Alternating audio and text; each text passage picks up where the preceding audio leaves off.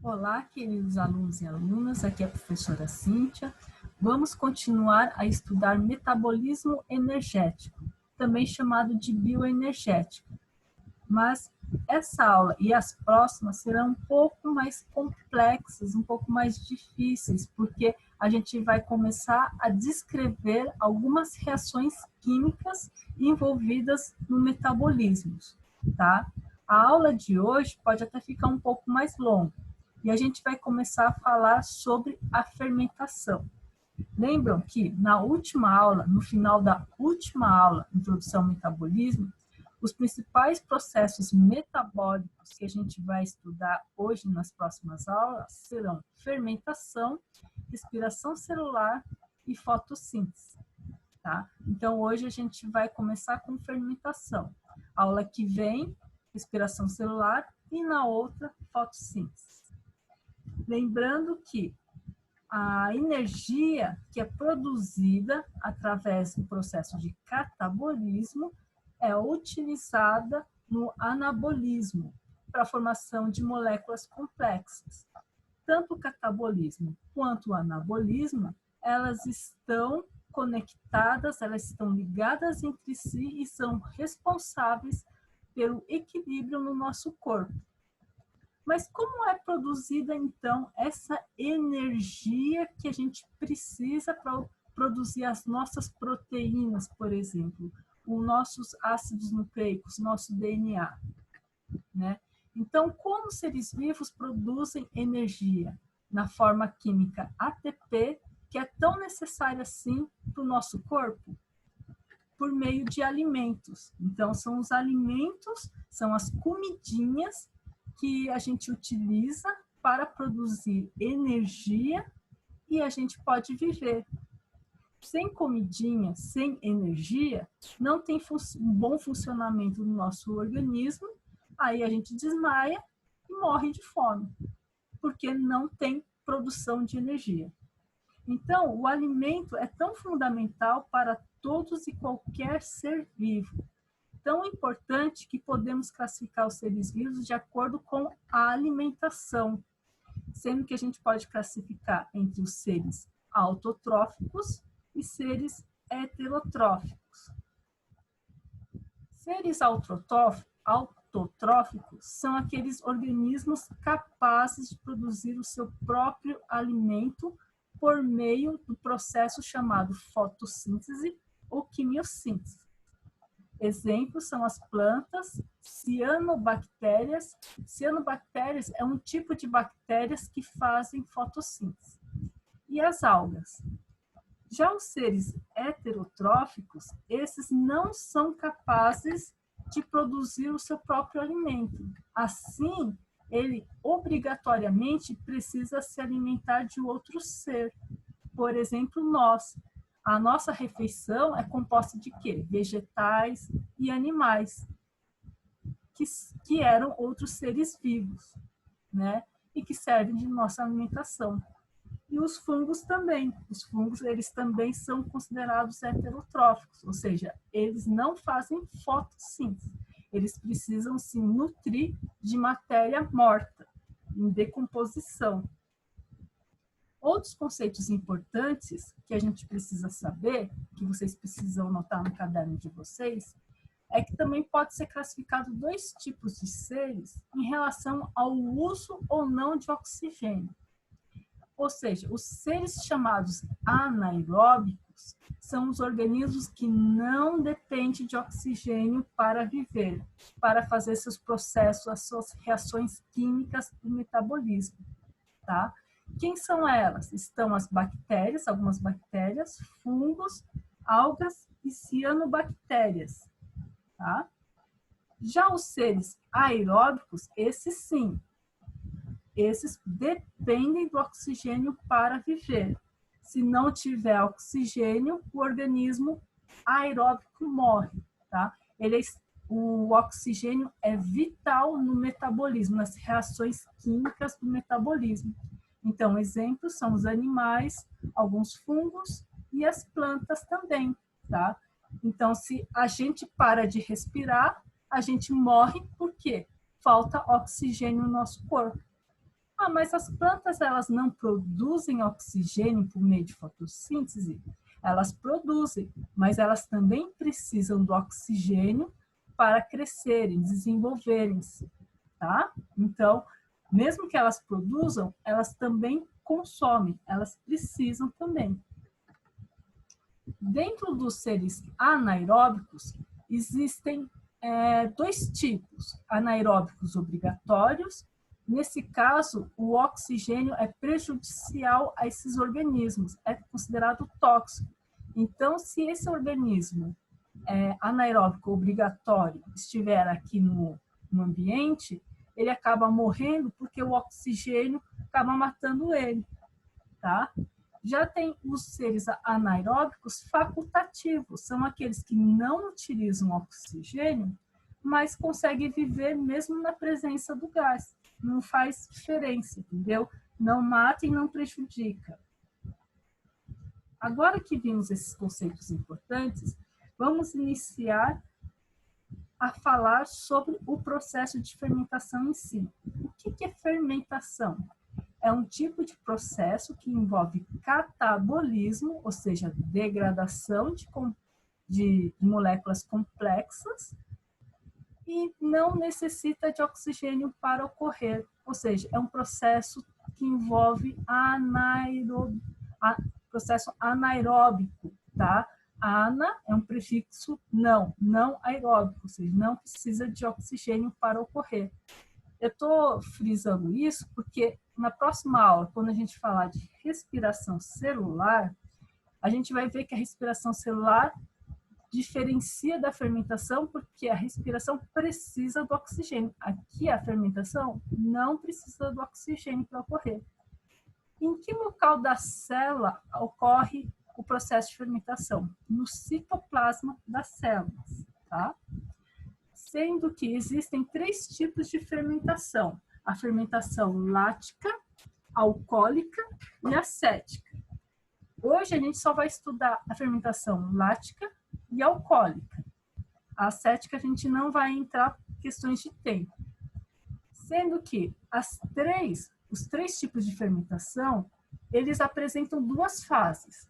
A fase da glicólise, que é comum, é igual para as 3, então as 3 fazem essa fase da glicólise de maneira igual. E a segunda fase, que é a fermentação, que é isso que difere se vai ser lática, alcoólica ou acética, tá? No caso da fermentação lática, vai produzir o ácido lático. No caso da fermentação alcoólica, vai produzir o álcool. E no caso da fermentação acética, vai produzir o ácido acético, também chamado de vinagre. Vamos entender, então, primeiro o que acontece nessa primeira fase, a glicólise. E depois eu falo da segunda fase, que é a fermentação. Então, primeira fase, glicólise. Esse termo, glicólise, lise quer dizer quebra. Então, quebra da molécula de glicose. Aqui eu tenho representado, então, a molécula de glicose. Lembram da aula de carboidratos ou glicídios que a gente teve durante as aulas presenciais? A molécula de glicose é um carboidrato e é a principal molécula que dá energia. Outros carboidratos, ou seja, outros açúcares, pentose, por exemplo, que a gente já viu, também fornecem energia, mas a glicose é a mais abundante nos nossos alimentos, seja no arroz, batata, grãos, pães, massas, tudo tem bastante glicose, tá? Até carne, frutas também tem glicose, só que numa quantidade bem menor. A glicose é uma molécula que apresenta 6 átomos de carbono. 1, 2, 3, 4, 5, 6, aqui representado pelas bolinhas pretas, tá? E uma molécula de oxigênio, representado pela essa bolinha vermelha, que está ligado, formando aqui uma cadeia fechada, um ciclo. Aqui, ó, nessa primeira fase, glicólise, quebra da glicose, então a gente vai pegar essa molécula e tentar quebrar ela no meio, dividir. 3 átomos de carbono para cá e 3 átomos de carbono para lá. Tá? Vamos tentar dividir ela no meio. Aqui também a gente tem representado uma molécula de ATP, ou seja, quer dizer adenosina trifosfato, ou seja, 3 fosfatos ligado a um nucleotídeo que tem a adenina. Lembram? Da aula passada eu falei rapidamente. Lembrando que o nucleotídeo é composto por uma base nitrogenada, que aqui no caso é adenina, e uma pentose. E aqui a gente tem a molécula de ADP. ADP, essa molécula, é necessária para produzir o ATP. Veja que a única diferença entre isso e isso é que ADP só tem 2 fosfatos e ATP tem 3 fosfatos. Esse é mais energético do que isso. Isso é baixa energia, isso é alta energia. E aqui eu tenho representado por essa bolinha amarela um fósforo inorgânico. Por quê? No nosso citoplasma está cheio de também grupos fósforos, tá? Grupo fósforo, fosfato, né? Que a gente também chama, soltinhos, na forma livre. Só que quando ele está na forma livre, ele está na forma que a gente chama inorgânica, tá? Por isso que está representado como PI, fósforo inorgânico. Então, para a gente montar essa molécula de ATP, a gente precisa pegar a molécula de ATP, que está em baixa energia, e ligar um grupo fósforo inorgânico aqui. Quando a gente faz essa ligação, aí a gente forma ATP. Só que para ligar isso aqui, a gente precisa de algum processo que libere bastante energia para fazer essa ligação, que é o que ocorre quando a gente quebra a molécula de glicose, tá? Então, como eu falei, glicólise é a quebra da glicose. Cuidado, não confundam glicólise com glicose. Glicólise é o nome de um processo, de uma fase. Glicose é a molécula em si, é a molécula que será quebrada. Nesse processo de glicólise, então, eu preciso fornecer, eu preciso puxar esse pedaço aqui da glicose para cá e esse daqui para cá. Então, eu tenho que aplicar uma força, eu tenho que usar energia para, então, romper essa ligação e separar em 2 pedaços. Veja que isso daqui é essa parte aqui e isso daqui é essa outra metade. Para isso, eu preciso utilizar a energia de 2 ATPs, eles dão a energia, consigo fazer essa quebra, e quando eu faço a quebra, elas vão para o estado de baixa energia, que é ADP, e aí eu tenho a molécula rompida. Aí vocês devem estar pensando, mas professor, essa fase não era para produzir ATP? A gente está gastando ATP ao invés de fazer. Calma, isso é um investimento. Primeiro a gente gasta 2 ATPs, depois a gente recupera, a gente produz mais ATPs, tá? Por isso que eu falei, prestem atenção na aula de hoje, que é um pouco mais difícil. Aí a gente vai ter, então, esses 2 pedaços da glicose, as ligações, a energia das ligações, sendo que esse ATP, para conseguir separar isso disso, ele adicionou um grupo fosfato. Veja, ele ficou com agora o grupo fosfato que era desse ATP. Veja que a diferença disso para isso é porque perdeu um fosfato. Esse fosfato ficou ligado aqui. E isso favoreceu, então, que ele se separasse da ligação. Tá? A mesma coisa, o outro pedacinho. A hora que tive que quebrar aqui e separar isso, a outra molécula de ATP foi lá e adicionou o grupo fosfato e virou o ADP. Entenderam? Agora, a gente vai pegar tudo isso daqui, né, esse produto da quebra, e a gente vai formar os ATPs em si. Então, aqui, ó, eu coloquei aqueles produtos da quebra da molécula de glicose. É isto, coloquei aqui. Para eu produzir as moléculas de ATP, eu preciso das moléculas de ADP. Aqui eu tenho 4, sendo que 2 delas podem até ser essas que eu utilizei, que foram usadas no início da reação, que foram, né, geradas no início da reação. Então, 2 já estão aqui, outros 2 vieram do citoplasma, do citosol. E eu também preciso de 2 grupos fosfatos, fósforos inorgânicos, presentes no citoplasma. Agora, tá vendo esses pedaços da glicose que tem o grupo fosfato? Eles conseguem devolver para a molécula de ADP e aí esse ADP se transforma novamente na molécula de ATP. Tá? Vejam que o que isso daqui fez? Basicamente doou novamente o fosfato para a molécula de ADP. Só que quando ele devolve, ele não consegue mais restaurar esses 2 pedaços, não conseguem mais se ligar e formar uma molécula de glicose. Já ocorreu uma alteração estrutural de tal maneira que isso não consegue mais se ligar com isso e virar molécula de glicose. Elas vão ficar agora sempre separadas, tá?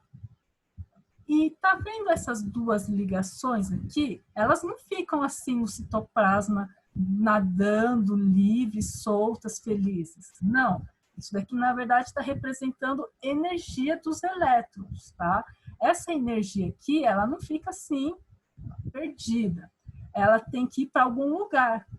E aí a energia que é utilizada para fazer a ligação desse grupo fosfato, desse fósforo inorgânico, com a molécula de ADP.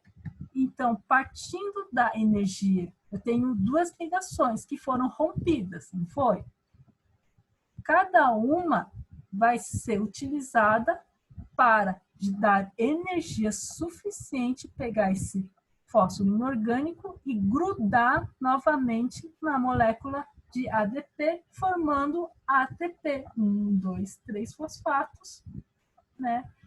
Formando a molécula de ATP. Então, vejo que agora eu tenho, ao total, 4 moléculas de ATP, sendo que no início eu tinha consumido 2.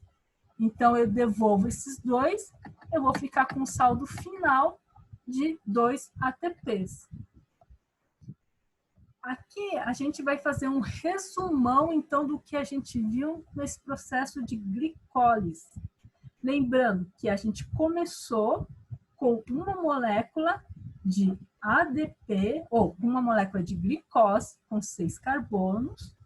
Precisamos utilizar 2 moléculas de ATP para quebrar, foi convertido em 2 moléculas de contendo 3 átomos de carbono cada um, e isso daqui passa a se chamar piruvato. Depois é adicionado um grupo oxigênio em um dos pedaços, que estava sem, mas é adicionado para poder ter uma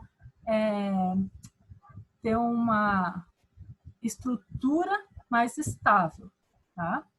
E, no final, foi gerado 4 moléculas de ATP. Só que desses 4, eu preciso devolver 2 que eu acabei usando no início. Ao final, eu vou ter 2. Agora que vocês entenderam a ideia geral da glicólise, está faltando eu acrescentar mais uma reação, mais uma molécula nesse esquema. Para que a glicose seja quebrada e convertida em 2 piruvatos, eu preciso também da molécula de NAD, que é nicotinamina adenina dinucleotídeo, tá? Esse NAD vai ser responsável por pegar o elétron da quebra da ligação, porque o elétron ele não pode ficar solto, nadando livre no citoplasma. Esse elétron precisa ir para algum lugar. Quem pega a energia desse elétron vai ser o NAD. Quando ele pega o elétron, desses processos que estava tendo aqui, ó, de conversão da glicose em piruvato, ele vai lá e pega o elétron, ele se transforma na forma reduzida, que é o NADH2. Tá? Quem recebe elétron é reduzido. Tá? Gravem, anotem isso no caderno de vocês, porque é muito importante em química e em vestibulares eles cobram, pois muita gente confunde. Quem recebe elétrons é reduzido. Quando o NAD recebe elétrons, vira NADH2, que é a forma reduzida. Essa é a forma oxidada, tá bom?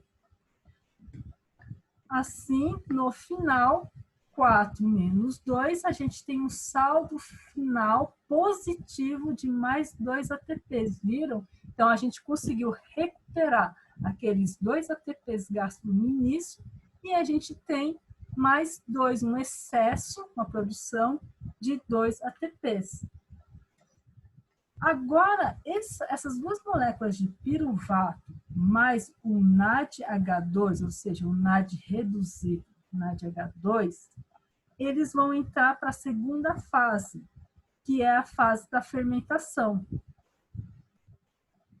Lembrando que uma molécula de glicose produz duas moléculas de piruvato. Então, vamos ver primeiro o que ocorre na fermentação lática. Aqui é o resumão da glicólise. Lembre-se que a glicólise está presente nos 3 tipos de fermentação. Então, é a conversão da glicose em 2 moléculas de piruvato. Piruvato também é chamado de ácido pirúvico, tá? Aí, quando tem essa conversão, a gente tem um saldo positivo de 2 ATPs. Foram produzidos 2 ATPs no processo de glicólise e 2 NAD são reduzidos, então com elétrons. Isso daqui também é uma outra forma de representar NAD oxidado, positivo, NAD reduzido é o NADH mais H+. Isso daqui vocês vão ver mais detalhes com a professora de Química, redução e oxidação. Tá? Por enquanto, apenas entendam que isso é oxidado e isso é reduzido. Só que o NAD reduzido, ele não é capaz mais de participar nesse processo de conversão da glicose em piruvato. Se eu acabar com todos os NADs oxidados do citoplasma, dessa célula, não tem mais a produção de ATP, porque não tem mais esse processo de glicose. Para ter essa glicose, eu preciso obrigatoriamente ter NAD oxidado disponível no meio. Se eu não tiver mais isso, não tem mais produção de ATP. Então, esse NAD aqui que recebeu o elétron, ele precisa descarregar esses elétrons em algum lugar. Mas os elétrons não podem ficar soltos, perdidos na água, nadando. Alguém precisa receber. No caso da fermentação lática, o próprio piruvato, prestem atenção, o próprio piruvato consegue receber novamente esses elétrons, só que sofre uma alteração estrutural e vira, então, 2 moléculas de lactato ou ácido lático. Tá? Lembrando que aqui eu tenho 2 piruvatos, cada piruvato vai pegar o elétron de um dos NADs. Quando pega o elétron do NAD, vira lactato cada uma. Tá? E aí, esse NAD reduzido volta para o seu estado oxidado. E aí ele pode, então, participar novamente da primeira fase da glicólise. E aí ter a geração de ATP. Parece um pouco confuso, mas é assim que funciona a biologia. Agora, na fermentação alcoólica, aqui a gente tem a fase da glicólise, igualzinha da fermentação lática, essa primeira parte. é igualzinha, sendo que uma molécula de glicose produz 2 de piruvato, forma-se 2 moléculas de ATP, e 2 NADs são reduzidos, formando NADH+, ou H2.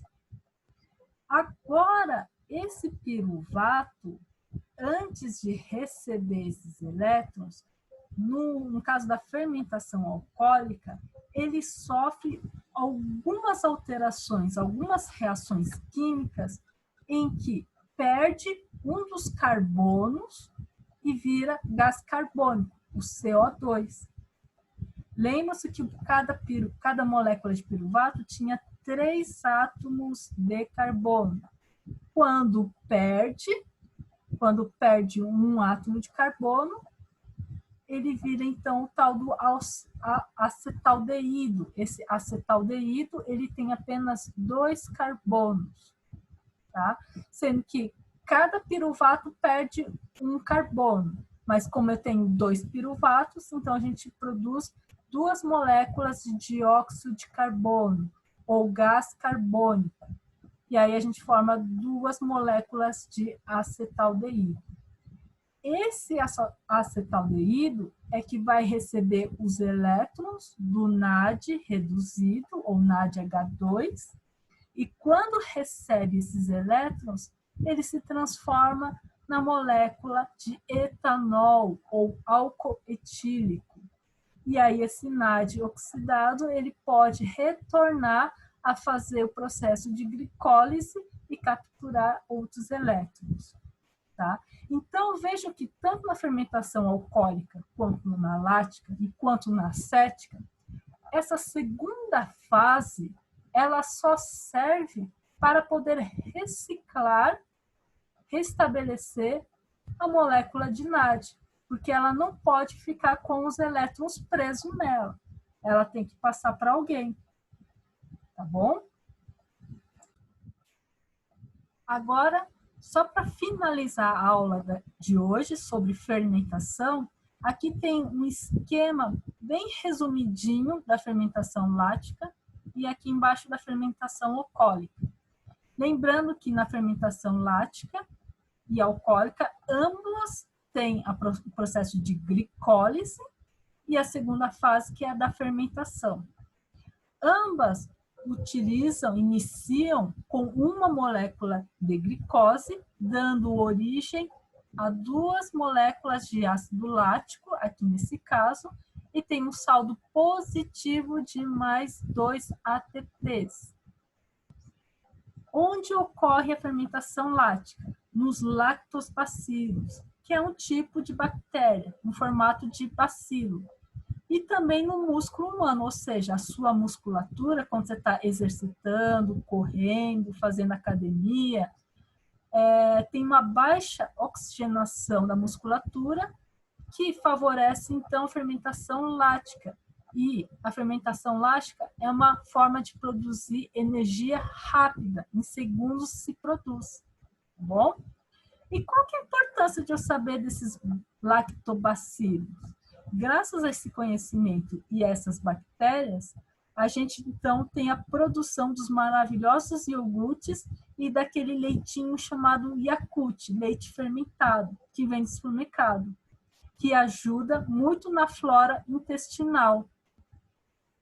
Já na fermentação alcoólica, a gente tem a mesma molécula de glicose, só que no final a gente produz 2 moléculas de álcool etílico, também chamado de etanol, 2 moléculas de ATP, como saldo positivo, e 2 moléculas de gás carbônico, ou CO2. Quem realiza a fermentação alcoólica? Alguns fungos e bactérias.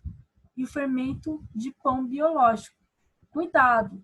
Humanos, a nossa musculatura não faz fermentação alcoólica, apenas a lática, quando há uma baixa oxigenação da musculatura, tá? E qual que é a importância da fermentação alcoólica?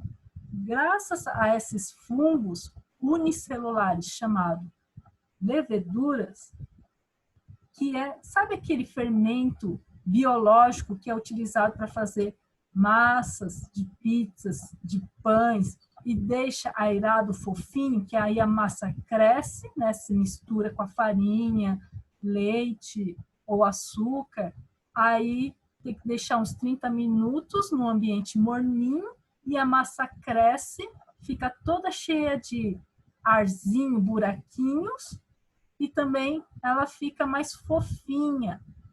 É porque o fungo vai produzir o álcool etílico na massa e o CO2. O CO2 é um gás que vai para o ambiente. Esse gás, então, é o que deixa a massa aerada. Ah, então a massa da pizza e do pão tem álcool? Não, porque quando você coloca a massa no forno para assar, só o calor já evapora todo o álcool que estava na massa. Então você não está comendo o álcool etílico da massa, porque ele evapora no forno, tá bom? E aí só fica os buraquinhos, que também o CO2 já acaba escapando na atmosfera. Bom, espero que vocês tenham gostado da aula de hoje. Na próxima aula, vou falar então da respiração celular, que é responsável pela necessidade de nós respirarmos para poder mantermos vivos. Até a próxima!